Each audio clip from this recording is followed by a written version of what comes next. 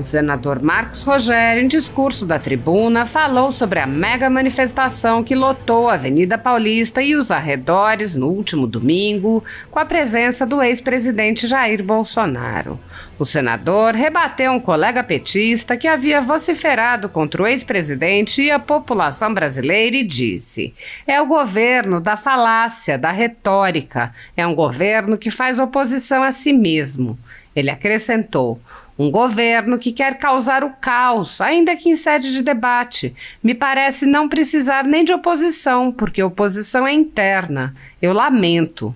O senador afirmou: o governo tenta vir ao plenário do Senado Federal para tentar desconstruir o que aconteceu no último dia 25, e eu digo aqui que o dia 25 de fevereiro de 2024 foi um dia que entrou para a história do Brasil. O país parou. Milhares de brasileiros, milhares de pessoas de todos os cantos do Brasil foram às ruas em defesa da nossa democracia. E eu estou usando esse termo, não é um termo que é usual para mim, porque democracia é algo que a gente vive, que a gente pratica. Mas hoje me parece que tem um monopólio dos pais da defesa da democracia. Aqueles que dizem o tempo todo neste plenário e alhures: a defesa da democracia. Falam uma coisa e praticam outra. Falam em defesa da democracia, mas censuram os jornalistas. Falam em defesa da democracia, mas há brasileiros com asilo fora do Brasil por perseguição no território nacional. O que é democracia? A Constituição vai dizer: todo poder emana do povo. Mas quando o povo vai para a rua, não, isso aí não é democracia. A democracia para eles é aquilo que eles dizem ser a democracia. É a tal da democracia relativa. É a democracia à la Fidel Castro. A democracia à la Chávez, à la Maduro. É a democracia dessa turma. Que democracia é essa? O senador Marcos Rogério fez um pedido. Então, se não podem respeitar o ex-presidente Bolsonaro, e por ele eu sei que vocês não têm respeito nenhum, respeitem o povo brasileiro, respeitem as pessoas. O senador parabenizou a organização do evento e ironizou o papel a que se prestou a velha imprensa, dizendo: o que me chama a atenção é o esforço que a esquerda e parte da imprensa estão fazendo para tentar demonstrar que o tamanho da fotografia não traduzia o volume de pessoas que havia na Paulista. Isso para mim já é risível, sabe? Quem estava vendo, as pessoas... Olha, o que você está vendo nessa imagem aí não é o que você está vendo. Essa imagem não diz o que ela quer dizer. Parece que tem muita gente, mas não tem muita gente. Isso é o que a esquerda tenta fazer. O senador lembrou uma série de problemas do governo Lula e disse: então, com todo respeito, vir aqui e querer desqualificar o que aconteceu, cuidem de enfrentar os problemas do Brasil. Cuidem de enfrentar as mazelas que este país está sofrendo. Marcos Rogério disse: está sendo necessário, neste momento, as pessoas irem às ruas, sim, para clamar por aquilo que é básico, elementar, o direito à sua liberdade, clamar por um Estado de Direito efetivo, devido processo legal, juiz natural, ampla defesa, contraditório. Ora, porque falar em democracia, sem garantir validade a esses fundamentos, a esses princípios, não há que se considerar democracia. Então, apesar de toda a perseguição orgânica e sistemática, a direita mostrou domingo ao Brasil e ao mundo que está forte, unida e determinada a seguir lutando por aquilo em que acredita, a nossa luta pelo Brasil em defesa da democracia. O senador lembrou: nós estamos diante de um governo que se elegeu pregando a tal da união e reconstrução. Eu acho que eles a esqueceram, no bolso de algum paletó de alguém, porque não tem união e não tem reconstrução. Não tem.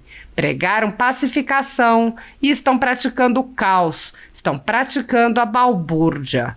Eu, observando essa realidade, pergunto-me: será que o Brasil quer a guerra de Churchill ou seria mais justo invocar e nos associar ao exemplo de Duque de Caxias?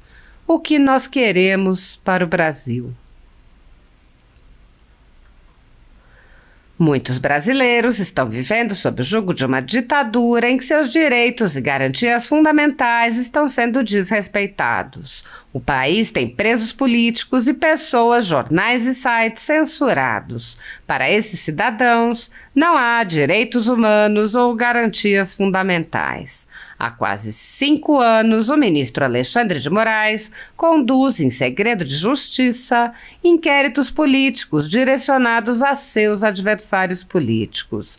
Em uma espécie de parceria com a velha imprensa, matérias, reportagens e relatórios são admitidos como prova, sem questionamento, substituindo a ação do Ministério Público e substituindo os próprios fatos, e servem como base para medidas abusivas que incluem prisões políticas, buscas e apreensões, bloqueio de contas, censura de veículos de imprensa, censura de cidadãos e parlamentares, bloqueio de redes sociais, entre muitas outras medidas cautelares inventadas pelo ministro. O mesmo procedimento de aceitar depoimentos de testemunhas suspeitas e interessadas e tomar suas palavras como verdadeiras se repete em diversos inquéritos nas cortes superiores. Esses depoimentos, relatórios e reportagens, produzidos por pessoas interessadas, embasam medidas extremas contra conservadores, sem qualquer chance de defesa ou acesso ao devido processo legal. A Folha Política já teve sua sede invadida e todos os seus equipamentos apreendidos a mando do ministro Alexandre de Moraes em inquérito que foi arquivado por falta de indícios de crime. Atualmente, toda a renda do jornal está sendo confiscada a mando do ministro Luiz Felipe Salomão, ex-corregedor do Tribunal Superior Eleitoral, com o aplauso dos ministros Luiz Roberto Barroso, Alexandre de Moraes e Edson Fachin. Há mais de 31 meses, todos os rendimentos de jornais, sites e canais conservadores são retidos sem qualquer base legal.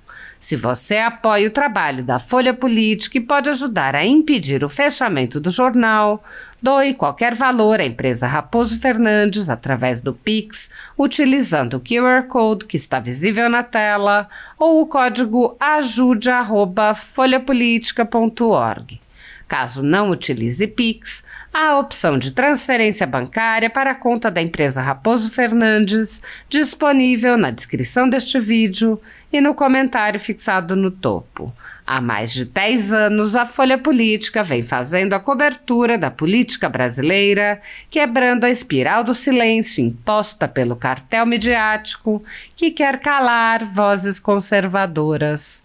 Pix ajude@folhapolitica.org.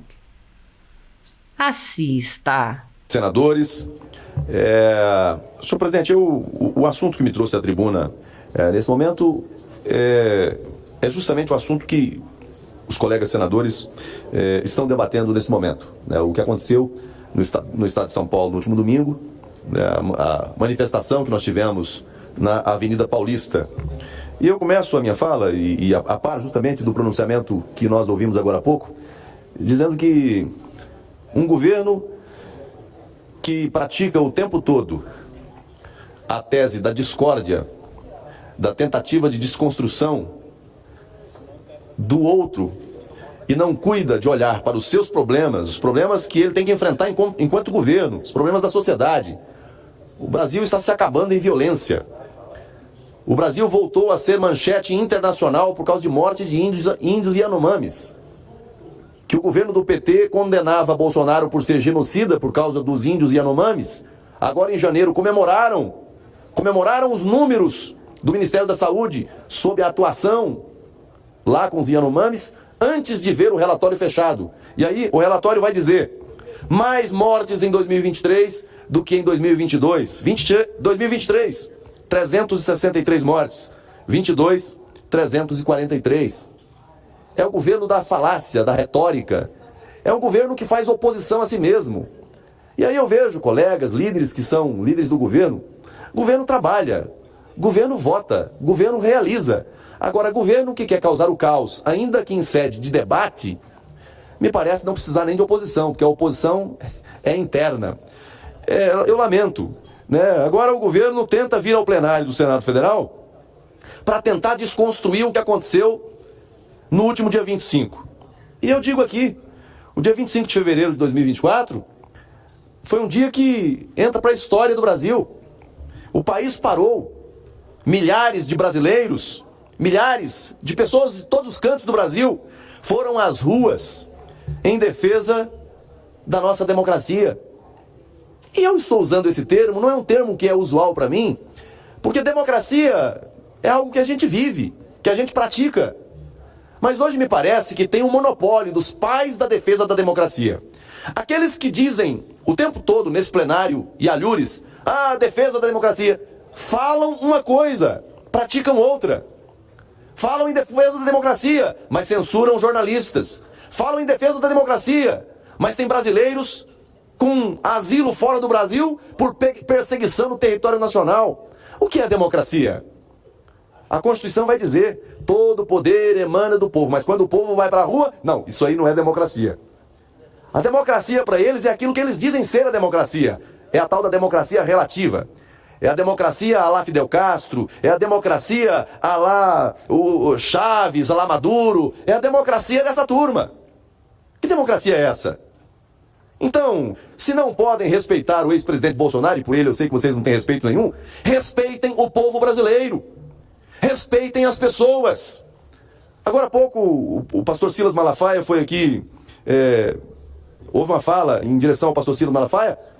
Eu vou sair aqui em defesa do pastor Silas Malafaia. Parabéns ao pastor Silas Malafaia, que foi o organizador do evento na Paulista no último dia 25. Um grande evento. Um evento espetacular. Eu estava lá. Eu nunca vi coisa tão grandiosa.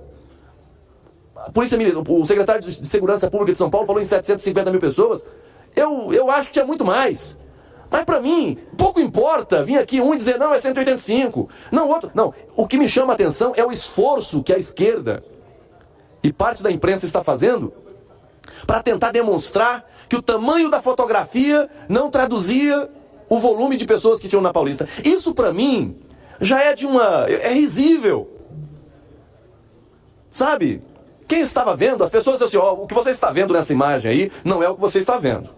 Essa imagem não diz o que ela quer dizer. Parece que tem muita gente, mas não tem muita gente. Isso é o que a esquerda tenta fazer. Agora, a esquerda que está no poder no governo hoje, o presidente Lula, deveria parar de viajar um pouco para o exterior e começar a viajar para o Brasil. Ir lá, conhecer o que está acontecendo no Marajó. Ir lá, conhecer o que está acontecendo na Amazônia. O crime organizado tomando conta, a violência tomando conta. E enquanto alguns encastelados estão dizendo, não, tem violência, tem agressão, tem crime organizado, tem narcotráfico, mas a polícia não pode entrar aí. Que conversa é essa? Nós estamos perdendo a guerra para a violência e um governo que subscreve esse tipo de situação. Governo Lula vive e pratica um apagão na segurança pública do Brasil. Até pouco tempo atrás, nós não tínhamos nenhuma notícia de fuga em presídio federal. De repente começa a acontecer. Virou motivo de piada, né? Se você acha que para sua vida não tem saída, lembre-se da penitenciária de Mossoró. Há sempre uma saída. Então, com todo respeito, vir aqui e querer desqualificar o que aconteceu, cuidem de enfrentar os problemas do Brasil. Cuidem de enfrentar as mazelas que esse país está sofrendo. E aí, eu fiz aqui uma fala e estou indo para uma fala livre à vontade, a par do que eu vi antes aqui, e realmente parlamento é isso. É pluralidade de ideias, de concepções, de visões, está tudo certo, faz parte do debate. Agora, está sendo necessário nesse momento, senador Olliovisto, com todo respeito, está sendo necessário nesse momento as pessoas irem às ruas, sim, para clamar por aquilo que é básico, elementar. O direito à sua liberdade. Clamar por um Estado de direito efetivo. Devido ao processo legal, juiz natural, ampla defesa, contraditório. Ora, porque falar em democracia sem garantir validade a esses fundamentos, a esses princípios, não há que considerar democracia. Então, apesar de toda a perseguição orgânica e sistemática, a direita mostrou domingo ao Brasil e ao mundo que está forte, unida e determinada a seguir lutando por aquilo que acredita. A nossa luta pelo Brasil, em defesa da democracia, não como alguém que tem o monopólio dessa defesa. Isso é um papel de todos nós. Preservação de valores, defesa da liberdade econômica, direito de propriedade, direito à segurança pública. Repito, em meio ao caos que nós estamos vivendo de ponta a ponta do Brasil. E defesa do Estado democrático de direito. Nós vamos ter que revisitar as nossas escolas. Vamos ter que revisitar o nosso debate nas academias, senador Moro. Nós vamos ter que revisitar. Vamos ter que voltar para a escola de direito novamente. Porque está tudo invertido. Então a esperança, senhor presidente, renasceu e seguiremos na batalha. O cenário não é animador, é desafiador. A direita está sofrendo uma perseguição implacável, como nunca antes. E o que salta aos olhos é esse ambiente de insegurança jurídica, garantias constitucionais sendo colocadas ao lado, juízo de exceção, supressão de instâncias e tantas outras coisas. Observe-se a insegurança pública que nós estamos passando no Brasil hoje, repito. Algo que coloca o país de ponta a ponta, com medo, amedrontado. As forças policiais já não conseguem mais agir dentro dos ditames que a lei determina porque a interpretação dos episódios muda com a velocidade da luz. Agora a polícia virou tema de escola de samba. A polícia é demonizada, satanizada, e quem está do outro lado do balcão é entronizado. Inversão de valores. Inversão de valores. Trago aqui um assunto que não tem sido lembrado. Trata-se da Convenção Americana sobre Direitos Humanos, Pacto de São José da Costa Rica, que entrou em vigor internacional no dia 18 de julho de 78, no ano que eu nasci. No anexo ao decreto que promulga a convenção, no artigo 23, onde se refere aos direitos políticos, encontra-se grafado como se segue. Número 1, todos os cidadãos devem gozar dos seguintes direitos e oportunidades. A, de participar da direção dos assuntos públicos, diretamente ou por meio de representantes livremente eleitos. Fundamentos de democracia. Fundamentos de democracia. De votar e ser eleitos em eleições periódicas autênticas, realizadas por sufrágio universal e igual por voto secreto que garanta a livre expressão da vontade dos eleitores. E, finalmente, de ter acesso, em condições gerais de igualdade, às funções públicas de seu país. Meu tempo está se esgotando, poderia continuar aqui trazendo à reflexão um conjunto de princípios que estão nessa norma. Mas, senhor presidente, eu concluo dizendo aqui mais uma vez, e eu quero voltar a esse tema, talvez amanhã ou na próxima semana, trazendo um comparativo, porque nós estamos diante de um governo que se elegeu pregando a tal da união e reconstrução. Eu acho que eles esqueceram no bolso de algum paletó de alguém, porque não tem união e nem tem reconstrução. Não tem. Pregaram pacificação e estão praticando o caos. Estão praticando a balbúrdia. E aí, eu, observando essa realidade, eu pergunto-me, será que o Brasil quer a guerra de Churchill? Ou seria mais justo invocar e nos associar ao exemplo de Duque de Caxias? O que é que nós queremos para o Brasil? Eu vou trazer amanhã, se for possível, se o tempo me permitir aqui no plenário, uma reflexão sobre isso. E aí vou passar por tudo que o Brasil viveu, inclusive lá pela Lava Jato, para a gente refletir um pouco, para a gente pensar um pouco no Brasil que nós temos hoje. Que Brasil é esse? Porque as escolhas que nós fazemos hoje são essas escolhas que determinam como será o nosso amanhã. E hoje há muitos que estão em postos de comando e de poder que não querem pacificação, querem guerra, querem conflito, inclusive conflito internacional. Olha o que está acontecendo agora com a nossa diplomacia. O exemplo último do incidente do presidente Lula com Israel. Lamentável. Então eu concluo aqui e vou ouvir Vossa Excelência, senador Girão, numa parte. Isso é possível também.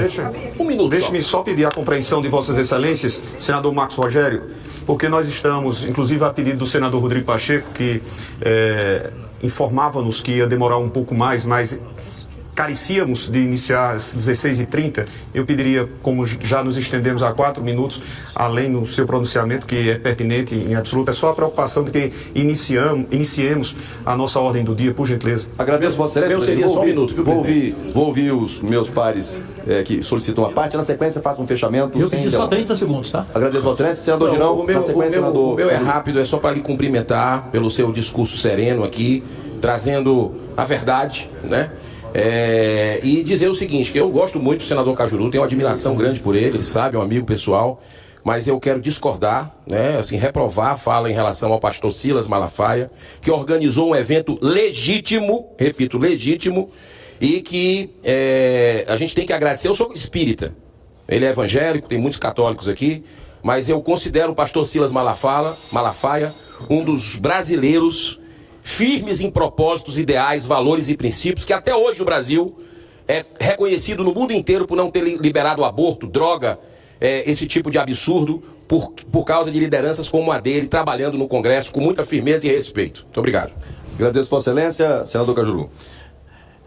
Em nome da sua amada filha, senador Marcos Rogério, o senhor pronunciou que todos aqui desrespeitaram o ex-presidente Jair Bolsonaro. Queria perguntar ao senhor, em que momento eu o desrespeitei? Não, Vossa Excelência não generalizo. Você sabe que eu tenho boa relação com ele. Inclusive na CPI, Vossa Excelência foi agredido pela postura ética que teve lá. Exato. No âmbito da CPI. Você sabe que eu tenho boa relação com ele, falei com ele no Réveillon, tenho boa relação com a esposa dele, com o Flávio, filho dele. Eu, graças a Deus, vou continuar assim sempre. Respeito a opinião de quem pensa o contrário em relação ao Girão.